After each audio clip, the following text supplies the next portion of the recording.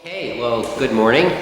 Here with apexart TV with Shefalee Jain, and she is our resident from Delhi in India and has been here now for almost 3 weeks. Yeah, Yes. goes fast. Yes. And slow at the And same slow. time. Yeah, Yes, it's funny. not too fast. Okay.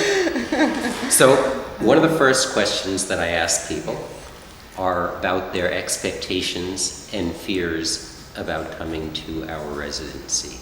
So what were your expectations? Well, I had some idea because I think your website does speak a little bit about, or gives a sample of the itinerary and does speak about the program a little bit. So I knew a little bit of what to expect, but yes, there was some anxiety, especially because this was the first time I was traveling so far away from home, and I would be on my own. So that was one thing that got me a little anxious. Although I'm someone who likes to spend time with myself and on my own, but I hadn't done it in a different country, in a different place where I don't know too many people. I don't know anybody almost. So yes, that anxiety was there. Yeah. Good. We do tell people that we expect them to be bored, lonely, and depressed at different times while they're here. And we like that because it is an opportunity for introspection. You found that? Yeah? Actually, it's been a very, precisely like you put it, a very mixed experience. So, and a very full, overwhelming kind of experience. So I've had, as much as I've had a lot of exciting and beautiful moments, there have been moments of feeling a little lonesome because I was mostly on my own. But then there is a way in which the program is very packed, so that the next day you're up and into something again and get into that. And most of the time it has been very exciting and new what I have done and the places I've visited, and very thought-provoking as well. So in that sense, I did get back into the excitement and into really enjoying some things, even though there were these moments of feeling lonesome. Yeah. So we have activities that are more physical and interactive, and activities that are more observer-like. I'm going to ask you, what was your favorite activity?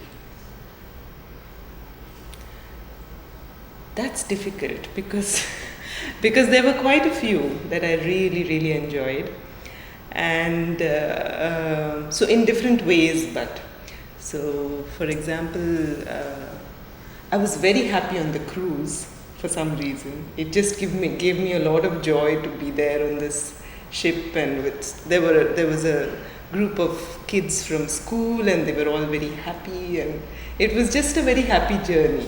And this is the Circle Line. That's right. That's right. The boat that goes around That's right. the island, and they tell you some history. They do, except that I couldn't hear much because the children were so loud. But I mean, I got some snippets, but I was just happy to just feel the breeze and be on a boat with so many people and look around. So that was... You must have had a nice day, weather-wise. Yeah, it was lovely. It was sunny, but it wasn't too hot, so it was perfect. Okay. Yeah. So that was lovely. But then there are other things that really excited me as well, like especially something that I've written about in the blog. There was this exhibition at the Institute for the Study of the Ancient World, which was, I felt, a wonderful curation. I have not come across such a wonderfully thought out curation. And it really excited me to think how the person who had done it had thought of kind of collapsing these two three different time periods, the ancient, the modern, and the contemporary, and then brought them together within the context of, say, a location like Iraq, and thinking about it through archaeology as well as through current day imperialism. So I really found that very, very, very, very engaging. And were you surprised at the level of exhibitions and planning, things that you went into, or did you expect them to be very professional and look the way they did? You know, I did expect them to be professional, but I didn't necessarily expect so much thought and so much sensitivity towards curation, which is something that perhaps because I didn't know what to expect again, but which was something of a very pleasant surprise. So, I mean, I don't think in India, in museums, there is so much thought given to reconstituting or rethinking ways in which objects can be displayed or talked about or thought about. So in that sense, it was really rewarding to look at all these shows. Okay, so you are talking about curating. And of course, we have our 2 programs where you can submit exhibition ideas. That's right. That's right. Are you going to do that? I would love to. I mean, it sounds very, very exciting. I mean, the first time I heard of apexart, which was long ago, I mean, I was looking up something online and I came across the curatorial program actually, and the proposals that you, unsolicited proposals that you invite. So I'd heard about that and not about this fellowship. Okay. So I only got to know about the fellowship when Shukla wrote to me. So that had been on my mind for some time because it sounded very, very exciting. Yes. So. I think it would be a good exercise because you are as sensitized to curating. Okay, so what did you not like that we sent you to? Oh, I was just telling Larissa there was one. There was a program at the Greenwood Cemetery, which was very touristy. Well, it's interesting to see these things again because it was, I don't know, it was very, very pretentious because the person who spoke about it in the beginning spoke about the performance as going to be something that was very socially relevant and critical and this and that and the other, but it was just very bad performances which were not even entertaining. And so, but I was very happy that Soren was there with me, so we had something to just generally laugh about, talk about, and of course, you know, we intentionally send you to things that are not so good, so you have a good comparison. we never know what will resonate with you. We never know the activities. The main thing for us is the diversity of activity, because we don't know what you will find relevant and incorporate into your work. But one thing that you maybe didn't not enjoy but had ambivalent feelings about was your visit to the courthouse. Yeah. You maybe didn't like the reality of it? It's very disturbing to be there. I mean, to be there when somebody is being tried for whatever reason, and one almost feels like one has no right to be there, but I don't know. I mean, that's... but also, I clearly didn't know how to respond to such a situation, and after a point it got very oppressive because this person was charged on many counts, and there was a way in which there is a very official language, a very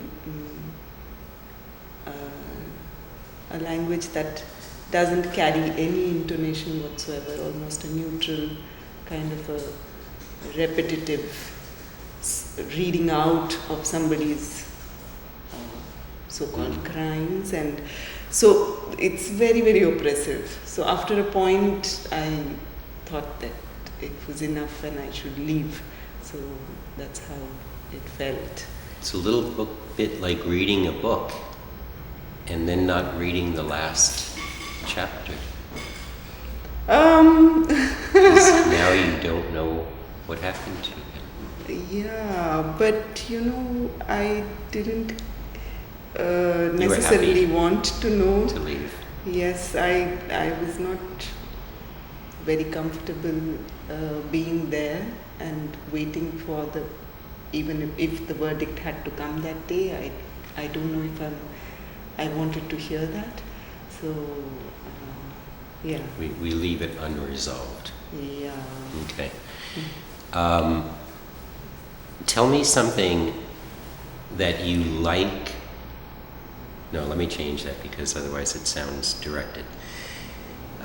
Give me a sense of real difference that you feel when you're walking around in New York versus when you're walking around in Delhi.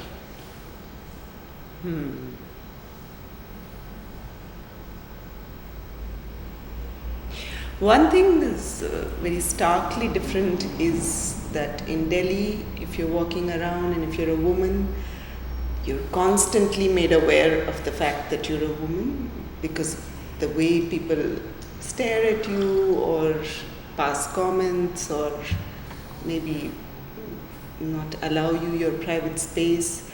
So, but in New York, I didn't feel much of that at all. So I could feel pretty much safe most of the time and not have to constantly be reminded that I'm a woman. So that, at least in the areas that I went to, I don't know, I mean, it's much larger than what I've seen, but so that was a big difference, a huge difference. Is this something that we hear about a lot in the news in terms of India and the relationship between men and women? And it seems to be at a very high point of discussion within Indian society. Yeah.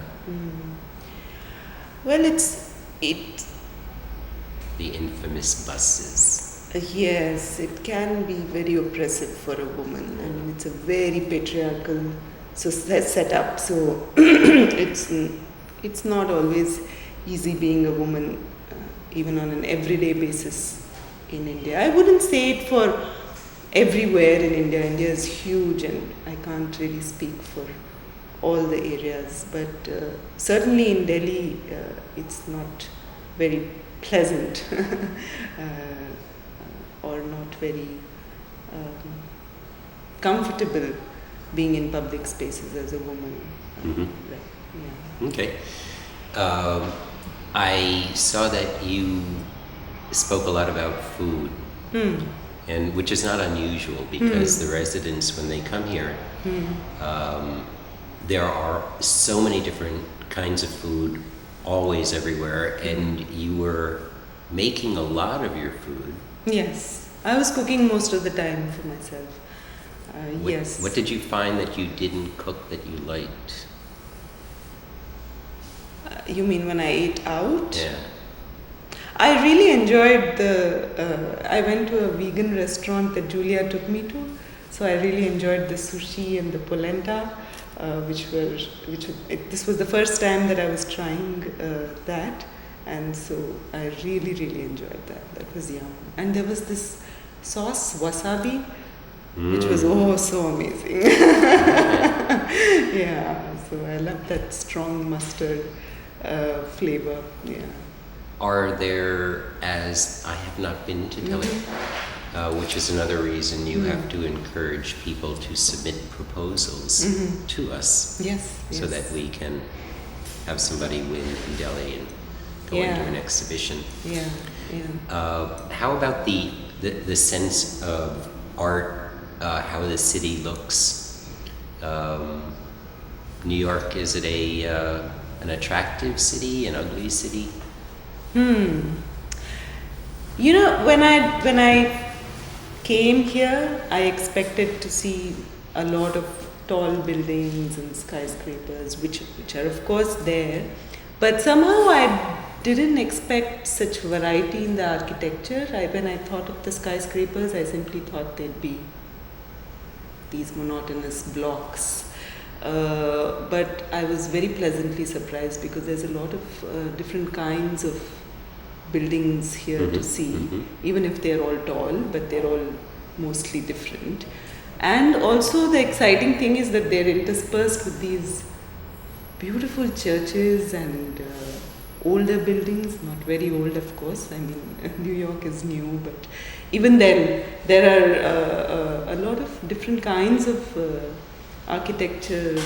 So it's very visually, I would say, very, very beautiful to look at. Yeah, so it is something that surprised me in that way. So I thought it would be very monotonous. We have a lot of building issues because, of course, we're going from the old buildings to a lot of the new glass ones. So you see them going into neighborhoods, and New York does change pretty frequently and pretty radically. So you've done did you do, you went to aerial yoga? I did. Yes. Did you fly? That was one thing that was uncomfortable for me because I don't know, it's very difficult to trust a piece of cloth and to completely let your body be carried around by this. You mean everybody else was okay hanging from the cloth, but you were afraid? No, I think there were a few others who were afraid. Who felt uncomfortable, and so. But there were some who had been to the class before and were obviously into the thing and comfortable with that. But yeah, that was something that, I mean, I'm not very comfortable with movement and my body, so dance and this kind of an aerial yoga. Other kinds of yoga I'm more used to, I've done, but this letting go was Was it fun? Sorry? Did you enjoy? You know, I enjoyed moments of it when I could let go and let the cloth take care of my body, because then it feels good. Then you sense that feeling of almost restfulness within that cloth because it yields to your weight and to how you're moving and things like that. But there were very few moments. I guess I'd have to do it more often to really enjoy it. Yeah. Would you like to do it again? I don't know. Maybe. Yeah. Well, maybe. we have No, I ask because a lot of things that are very foreign and uncomfortable, you do them, and then because you get more of a reaction, it's like, oh, I want to do that again because it was kind of exciting and outside of a normal situation. But I know that you liked the Mount Zion Baptist Church. Oh, I loved it. lot. Yes. That was a beautiful experience. A very warm, very friendly place, and you feel like you're part of a community, and you don't feel like a stranger who has come to just watch from outside. You almost feel like you're involved in that service, even though you may not be a believer. It doesn't matter, but there is a sense of just being together and being accepted, which was very lovely. And like I wrote in my blog, it was at a moment during the fellowship when I was feeling a little low, I was not too well, and it felt so good just to be there. So good, yeah. So I was very, very, very happy to be there. Yeah. So a lot of people hear a lot about racism in the US. Talk to me about what you saw and compare it to India.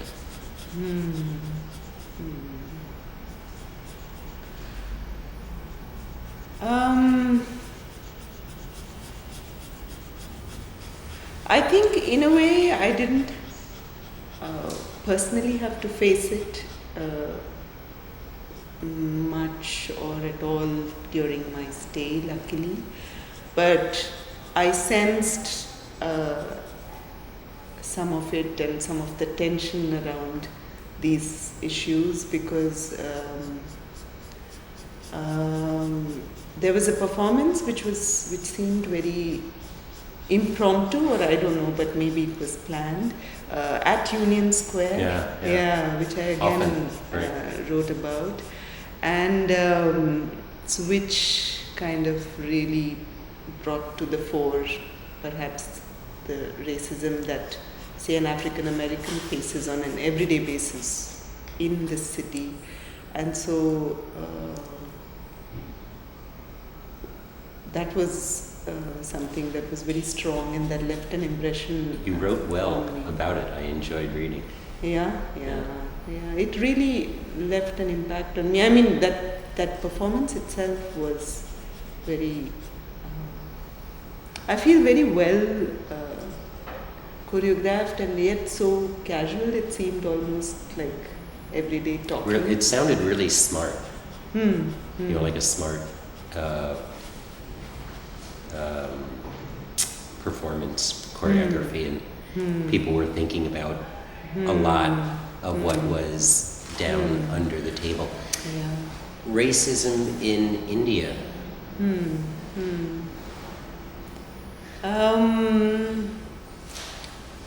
You know,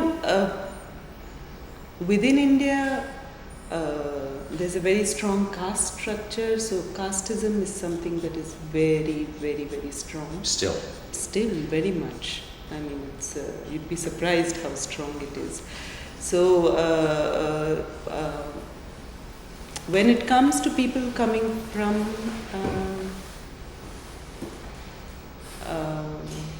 well, there is racism also, because there is it's not very pleasant being somebody who looks, say, Mongolian, or who comes from, say, abroad to India, and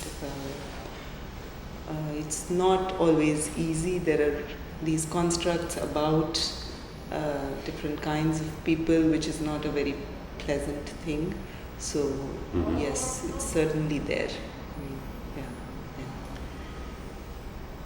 Have you ever been to a therapist before your experience here with Nancy? No, never. Is it something in your either society or the group that it is something people do not do unless they have very serious problems?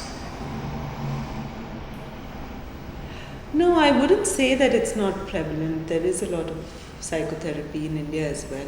I mean, in our university we have clinical psychology as a subject, and we have a psychotherapy clinic which provides free counseling for students. So it is there, but I guess I personally have never ever been to to see someone who is a psychotherapist before. But I don't know. I mean, I wouldn't be the right person to tell you about how comfortable people feel in India going to a psychotherapist, or how common it is. So when you go home and you tell a friend that you saw a therapist while you were here, are they going to be surprised? Are they going to be interested? And we don't want any of the personal issues that you discussed, but what will you tell them about your experience?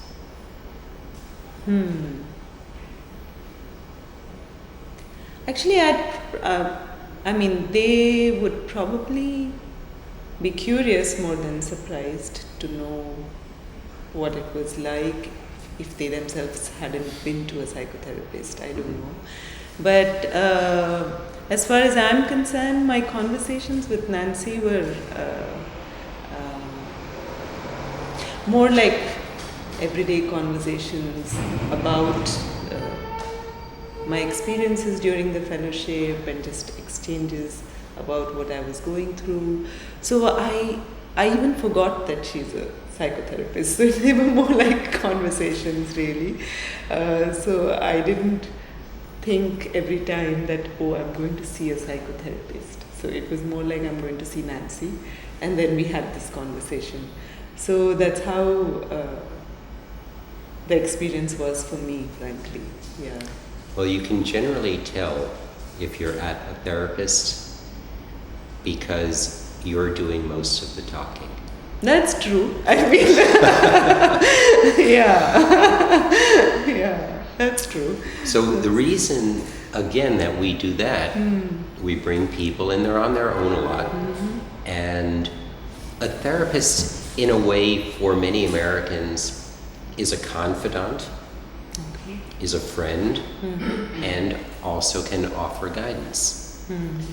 And because we are plunking people down in the middle of a new place and keeping them as much as we can away from familiar activities, we think that it is a good opportunity for people to have like a safe place and a place where somebody wants to talk with them. And sometimes people have gone into, intense personal things. We find that the pathology of creative people is pretty much the same all over the world. And some cultures encourage people to talk about things inside, and other cultures less so. If you're having intense personal feelings, in Asian cultures, for example, I don't believe you're encouraged to talk as much about it. Whereas if maybe you're in Europe or someplace where the family structure encourages that kind of inside person. I don't know if that's true. But you found it to be an interesting experience. Yeah, it was interesting, but I wouldn't really say that, Asia is so huge as well, so there are different ways in which I guess people deal with these inner feelings, and but I would also think that in many ways this kind of a talking is done, say, within close families, so with your mother or with your husband or with close friends. So this kind of a sharing happens in other kinds of setups as well, apart from, say, going to a psychotherapist. But not, like you said, not all cultures would encourage this kind of a speaking of very personal things to a complete stranger. Yes, that might be true. Also in the US, people move frequently and they aren't around their family. So I think we may experience a greater sense of alienation and kind of not getting that family feedback more than in other countries where children often still live at home until they get married, or the family unit is a little more intact than here. Okay, so you come back, you bring your husband. What is the first thing that you are going to do, that you want to show him? That's again a difficult one. There are so many good things. So many places I've been to that I want to take him to. Is it physical or cultural? Both, I would say. So, in fact, both in different ways. So there are some places that I would really like to go with him to. So, for example, when I was at City Island, when I was at Snug Harbor, these just beautiful places and just quiet, wonderful spaces where you want to be with somebody. But otherwise, there are also these wonderful museums, like I said, that I went to with these wonderful curations, which I'd love for him to see. So, lots of exciting places. In fact, I was telling, I think, Clarissa, that I would now be a good guide to take somebody around in New York and show them wonderful places that you've sent me to. Yeah. You will find that you have been to more places in New York than most New Yorkers. You know, so many people that I met on the street told me this, because I started a conversation with them, and then they said, "Oh, wait, where is this?" Or, "Oh, does this happen here?" So yeah, just yesterday I met this very cheerful young girl just on the way back from Nancy's office, and I wanted to go visit the High Line, so I was asking her for directions, and she said, "Oh, just follow me, I'm going that way and we can walk together." And then we got talking, and she was very surprised. She's into theatre and into acting a little bit. And then I told her I went to Theatre Lab and I saw this wonderful play, and she said, "Wait a moment, where is this? Or what is this? I haven't heard about this." So yes, lots of things like that. Now, when you are home, do you do the same thing that New Yorkers do by doing the same thing all the time and not exploring into these other areas? I don't explore as much as I did here for this month. There are also simply because there is a regular job and there is a lot of time constraint, and the little time that I get, I often kind of tend to relax and to... People use that same excuse here too. Yeah, I know it can be an excuse. I mean, because after this experience, I feel that I'll go back and be more active. That's one of the things that we want you to do. Yeah. We find that people always look at their home kind of as more boring, and they come here and they find so many exciting things. But that's not true for Delhi. I wouldn't think so. It's not at all true for Delhi, because there is so much happening. And it's not as if I don't go out at all, because we do go see some theatre sometimes, or exhibitions, of course, but we also, if something interesting is happening in the city, we do go. But it's not as often as I would like it to be. Sounds like it's narrow within your field. Not necessarily. Yeah. Because in the university that I work at, we constantly try and bring, like every Friday, we bring people from different fields. It could be a writer, a filmmaker, an activist, an artist, and they give talks to our students or present what they're doing or talk about what they're doing. So it's a very conscious decision on the part of our group of the faculty at the university to really make it a mixed kind of... Yeah, but it's a different thing when you're the instructor and you're organizing and they're coming to you and you are not putting yourself in a vulnerable position, because you are still very much in control. Okay.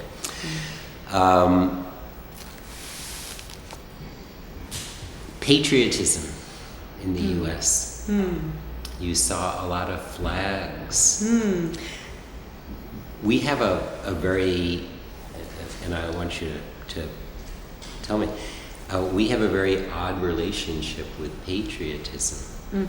9/11, World Trade Center thing. What did you feel about Americans and their politics? That's a huge question, and I don't know enough about this to be able to comment. And when I wrote that, I was a little wary of writing as well. But the very fact that people are putting flags on their houses is something that takes me by surprise, because I haven't seen that happen in India ever, except maybe on the Independence Day. Some people put flags on their cars or something like that, which is not to say that they don't identify with the country or they don't have this jingoistic, patriotic feeling. They do. I mean, so and in ways that can be very disturbing. But here, I mean, when I see it on people's houses, it really surprises me, the flag. And so, yeah, so that's why that comment. Yeah. So I think you've gone to all 5 boroughs. Yeah? Queens, Brooklyn, Bronx, Staten Island, Manhattan. Queens is... What did you do in Queens? I went to the Corona Park and the Queen's Museum. Okay. Yeah. And Chinatown. Yeah. In Queens. And Chinatown. Ah, yeah, I saw it.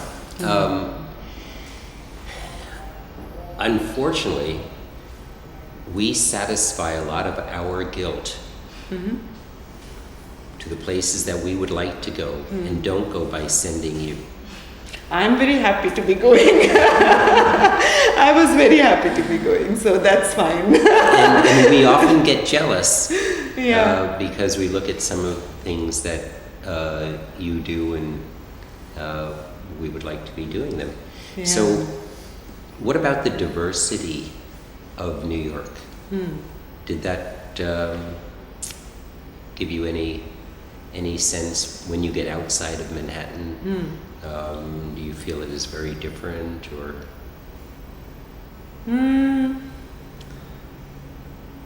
Like when I went to Queens or some other borough. Yeah.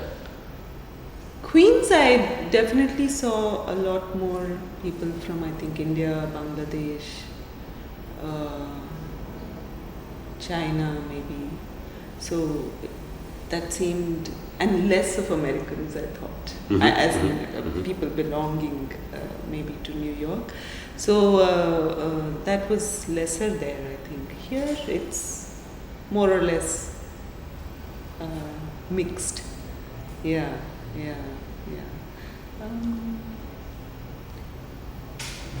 I didn't see too many people around in Brooklyn. I mean, it seems very... people are in their houses, I think, all the time. So it was these... I haven't roamed around much. I went to the Brooklyn Brainery, and so all the streets that I was crossing, they were not very alive. It was more... similarly with Queens, except for in the park, there were lots of people. But otherwise, on the streets, I think in Manhattan, it's more lively and people are out on the street and you see people around. Otherwise, in some of these other boroughs, it can be very quiet and sometimes almost empty streets. Yeah. Okay. So, I know you met with Tom. You had a short yes, meeting with him. Yes. And you also met with Catherine, Yes, his daughter. yes. How was that? That was lovely, actually. That was really refreshing.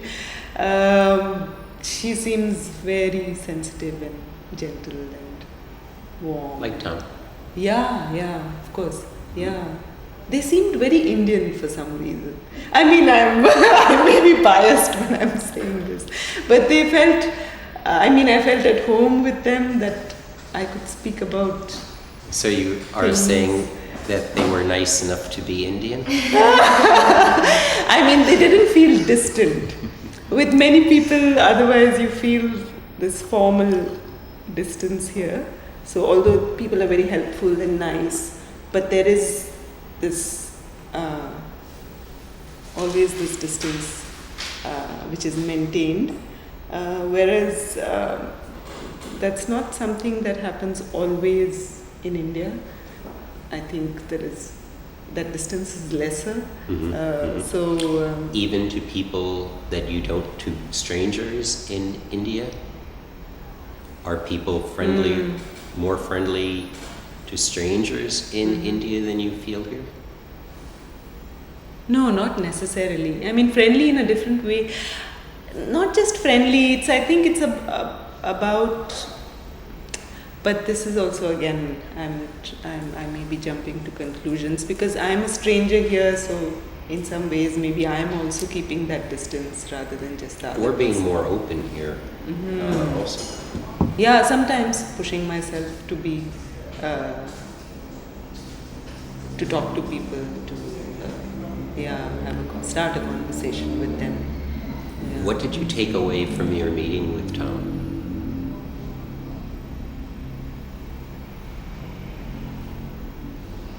We didn't have a long enough conversation for me to really find out much about what he's doing. Yeah. You went up into the Empire State Building? I did. I went up. Okay. Yeah. So. We make people feel very special when they visit Tom because you get the pass to go up while everybody else is waiting in a big long line. I know. I just wish I could take more people, I asked Soren if he wanted to come, but he was busy. And then I thought of Catherine, and then I thought, what? Wait a moment, she would have been there and she may not be so interested so it felt so sad that, that pass allows for 5 more people to go and I don't have anybody to take with me up there. That's okay. Yeah. We really want people to do a lot of things alone. There's a different kind of thought process. While it's nice to be able to talk with somebody while you're doing something, they're getting your attention rather than all of these other little things that, you don't look at other tourists if you have somebody with you. So give me an example of somebody else that made a really nice impression on you that you met in one of your activities.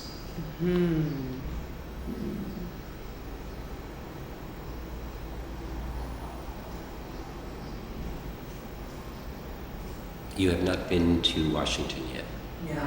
Not yet. No. That's another world in the US. Okay. Yes, I've heard many people say that it's very different from here.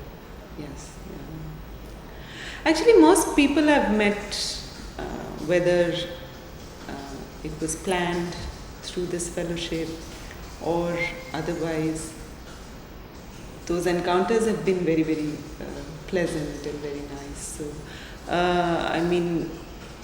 I often meet people on the street who have left a lot lasting impression on me. I've met them for say 5 minutes, but it's been beautiful. So I met this girl at New York Cares, the workshop with kids, and yeah, that's right.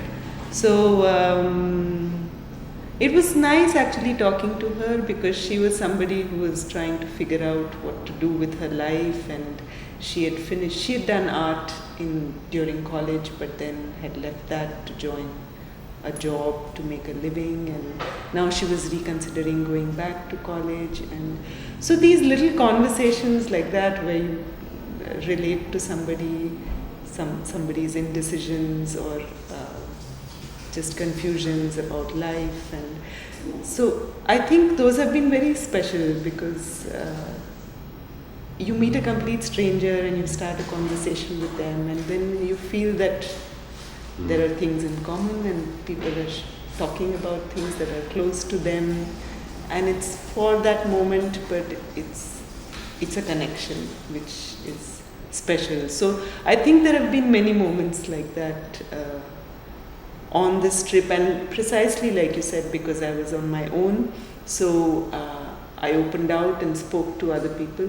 Otherwise I'd probably be speaking to the person who was with me and not talking to other people. So in that sense I really value this time of being by myself, even though it can be challenging sometimes, but it's something that is important to me in many, many ways. Yeah. That brings up the next topic. Mm. We find a lot of times when people come here, they leave with a greater sense of independence and confidence, mostly because of being alone and doing all of these things and finding not only can you do them, but you can enjoy doing them. Especially we do find with women, because depending on what culture they're coming from, often they don't get pushed to be as independent, and they find it quite satisfying. And they bring that back with them. Do you feel as if you have gained any social confidence or any sense of change? No, certainly. I mean, after this experience, I feel that I will push myself to explore more things. And I mean, I'm someone who's always been encouraged to be independent. Luckily, I belong to a family where I've been pushed to kind of go out and do things, and so it's not as if it's completely new. But having said that, one does tend to get laid back and lazy and let things be, and so it's nice to be shaken out of that and to kind of think that you can go back and really explore your own city and push yourself to think in so many different ways. So that certainly. Yeah. Were your parents worried about you? They tend to worry most of the time about me, so that's nothing new. So they worry about me even when I'm in Delhi. So they were a little worried, but I think when I told them about the exciting things that I'm doing and the kind of places I'm going to and enjoying myself, so they were reassured.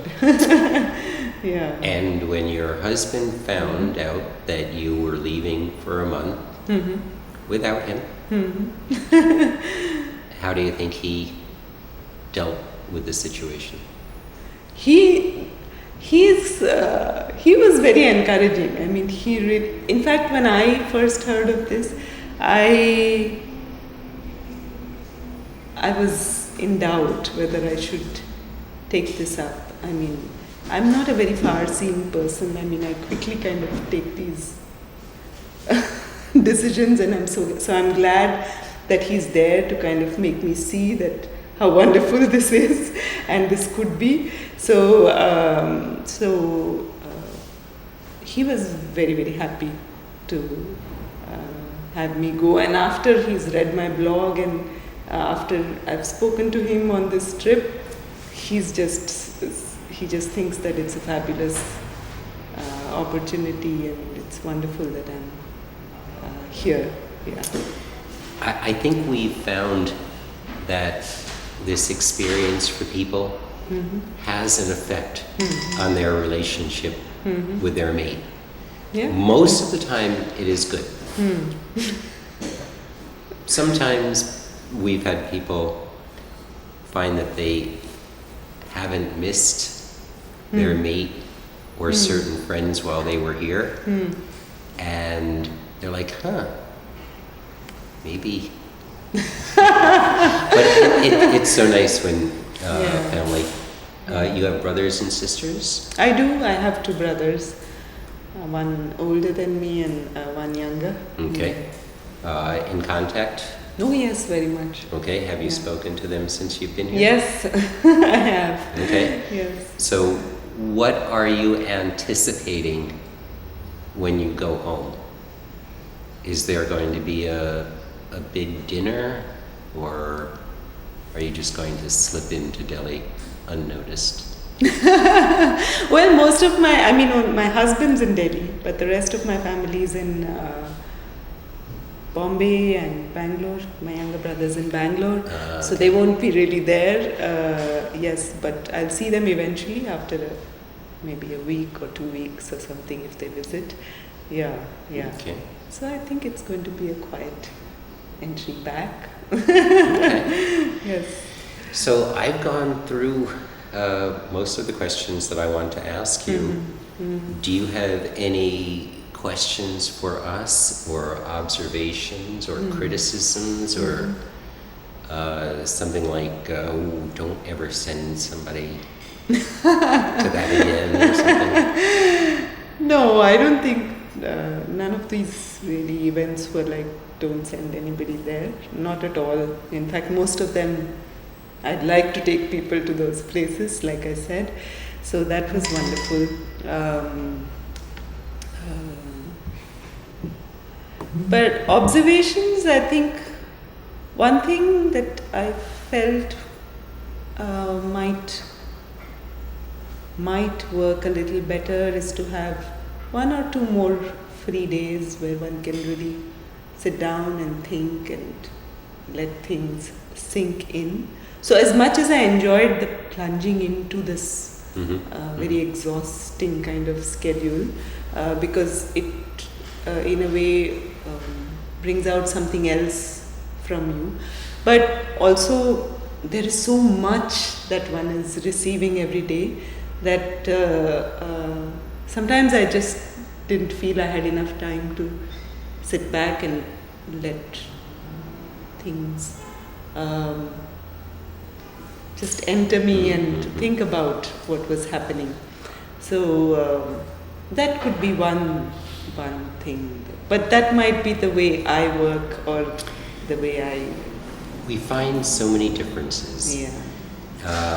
If we give somebody a free day, sometimes they don't know what to do.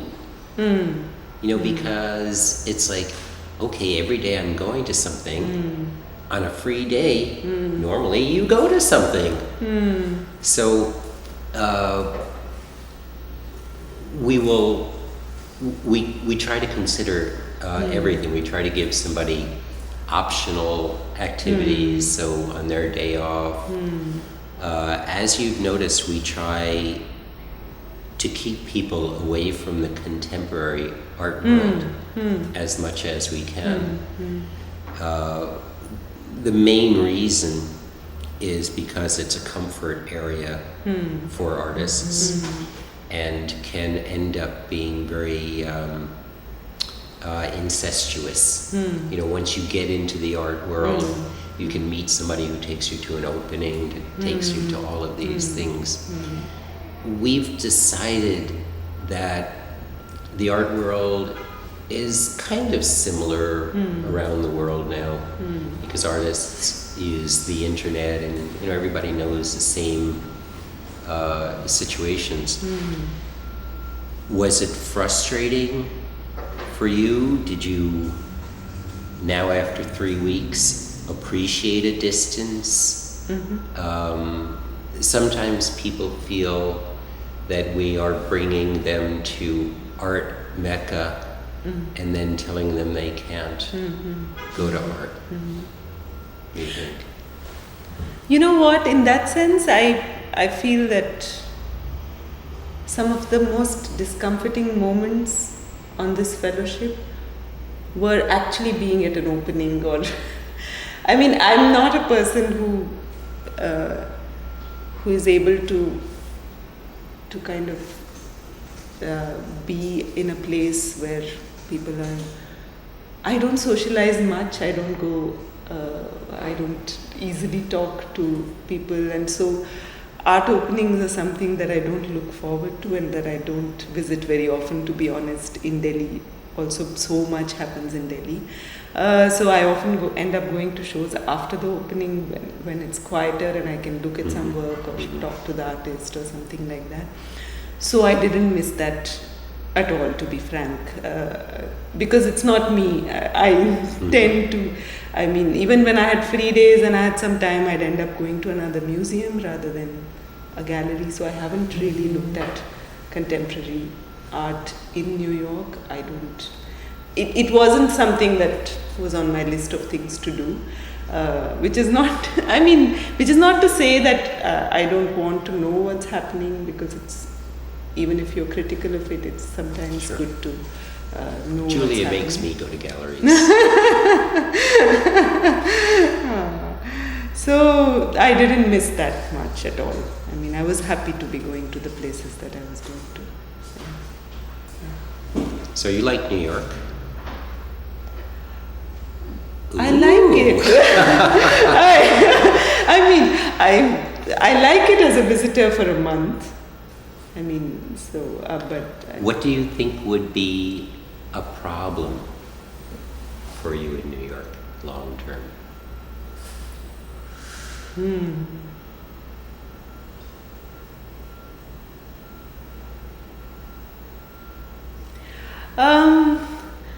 One thing maybe is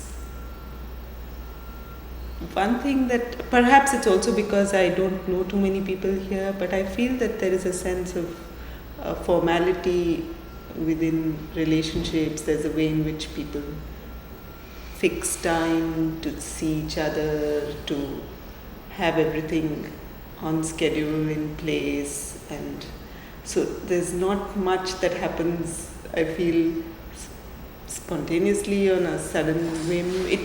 I may be assuming things. This is largely true, which is Yeah. why the fellowship is structured to have you do these things. Yeah, but Because people here also do not do them, which is why when we send them away to be subjected to the same kind of schedule you have, it's very good to get them out of that. New York specifically, I think, will have that kind of relationship, especially the people that you'll meet, the artists and people, because they're coming here to promote their career. So you maybe are getting a lot of what we call type A directed personalities that you're meeting here. But most of these people are normal people when taken away from the New York sense. Do you get a sense that people are content here, happy here, or didn't get a feeling about that?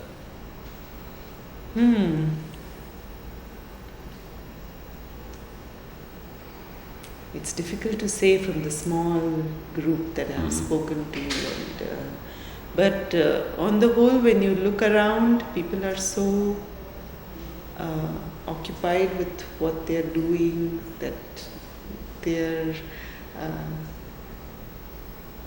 I know everybody says this, but there are earplugs in their ears. They're looking at their mobiles, and this happens in Delhi also on the subway. It's not as if it's only here. So there is a way in which they've occupied themselves completely. So I get a sense that one needs to know where one is going to be in the city. One needs to be sure of what one is doing.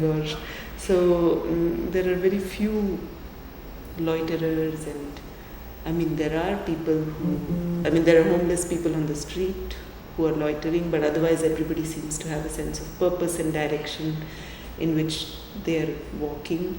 So that's something that I found different from Delhi as well, because people are not necessarily so bound by schedules or not so formal.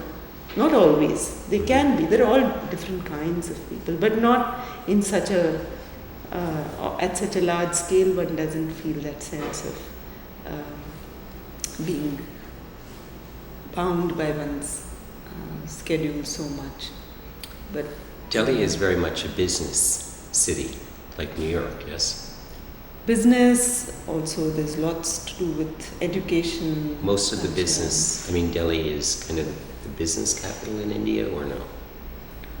There are many such cities in India, so I wouldn't say Delhi is the only place, but yes, certainly there is We have New York, Chicago, Los Angeles, but New York is really the main financial center in the country.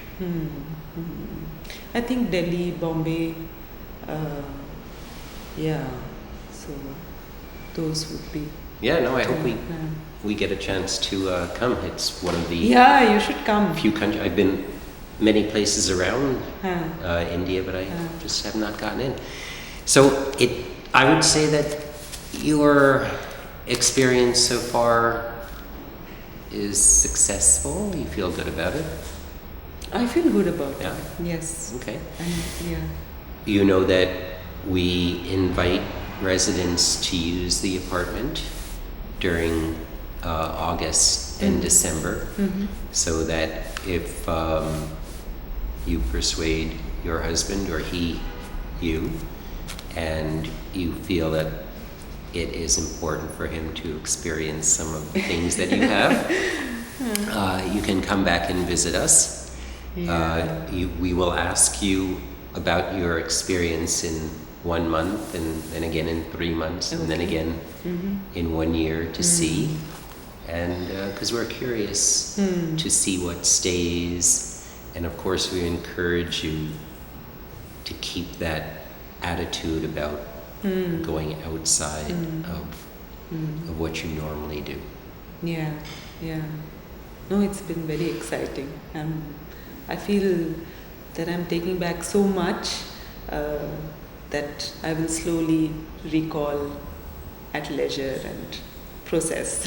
So there is so much that has